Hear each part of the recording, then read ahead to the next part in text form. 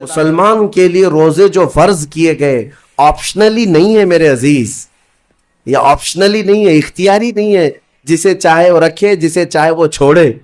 ہاں ہمارے یہاں معاشرہ ایسے ہی ہے نا، ہاں صبح اٹھ کر کے لوگ پوچھتے رہتے ہیں روزہ ہے، روزہ ہے، کیوں پوچھ رہے ہو روزہ ہے؟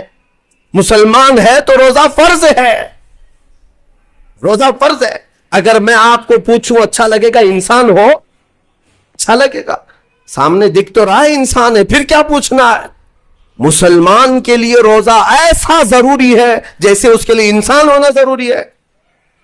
وہ روزے چھوڑتا کیوں؟ ہاں چند ہی چیزیں ہیں جہاں تخفیف دی گئی ہے شریعت میں، وہ سفر ہے یا مرض ہے، ایسا مرض کہ جس سے وہ نہیں برداشت کر پاتا، اس میں اللہ تعالیٰ نے اسے چھوٹ دی ہے، رخصت دی ہے، یا حاملہ عورت ہے، یا دودھ پلانے والی عورت ہے، یا پھر اب بہت سارے لوگ ایسے ہیں جو ہٹے کٹے ہیں، تندرست ہیں، توانا ہیں، روزے چھوڑے ہوئے ہیں۔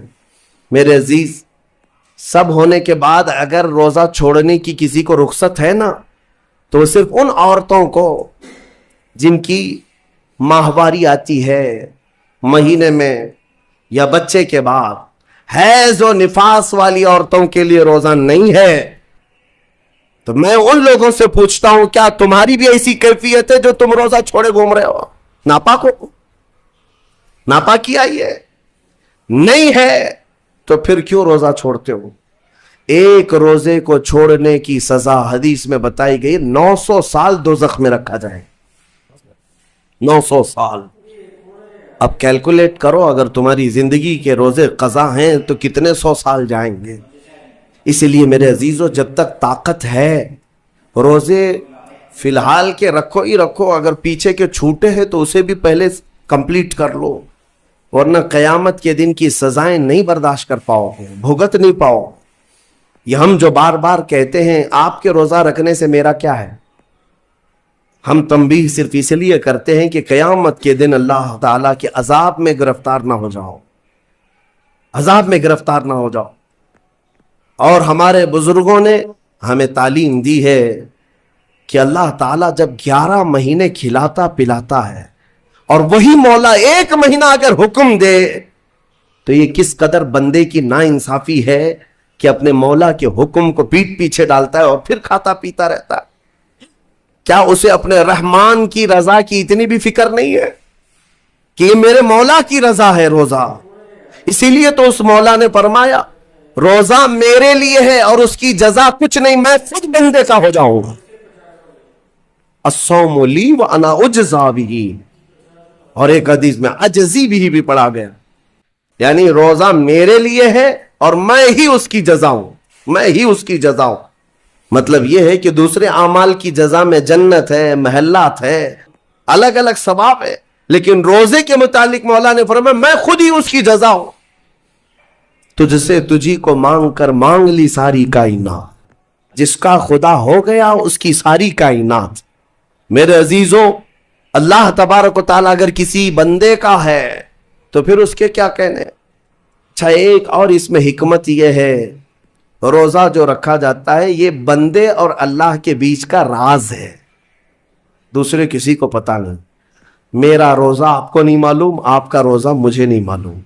چہرہ دیکھ کر کے کچھ بھی کہا جا سکتا، ہاں چہرہ دیکھ کر کسی کا روزہ پتہ چلے گا۔ آپ کل سحری کر کے نیت کر کے روزے سے آئے ہیں، کسی کی پیشانی پہ تو لکھا نہیں ہے کہ یہ روزے دار ہے، آپ نے کہا ہم نے مان لیا، لیکن حقیقت کیا ہے یہ تم جانو گے، اللہ ہی جانے۔ بہت سارے تمہارے پاس موقع ایسے آتے ہیں جب ایک ایک گھونٹ نگل سکتے ہو، وضو کے بیچ میں، غسل کے بیچ میں، جب کوئی نہ دیکھ رہا ہو تب چٹکیاں لے کر اندر ڈال سکتے ہو، کوئی نہ دیکھ رہا ہو۔ لیکن بندے اور مولا کے درمیان کا ایک راز ہے روزہ۔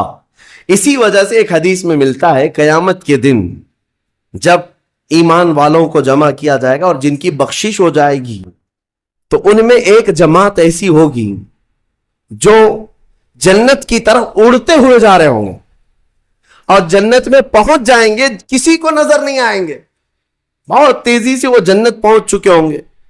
باب الریان ایک دروازہ ہے جو صرف روزے داروں کے لیے، جن کے روزے اللہ کی بارگاہ میں پسند آ گئے، وہ دروازہ صرف ان کے لیے، وہاں پہنچ چکے ہوں گے۔ بہت سارے اہل اللہ، بڑے بڑے مقامات والے وہاں موجود ہوں گے، پوچھیں گے تم کہاں سے آئے، کون سے راستے سے آئے؟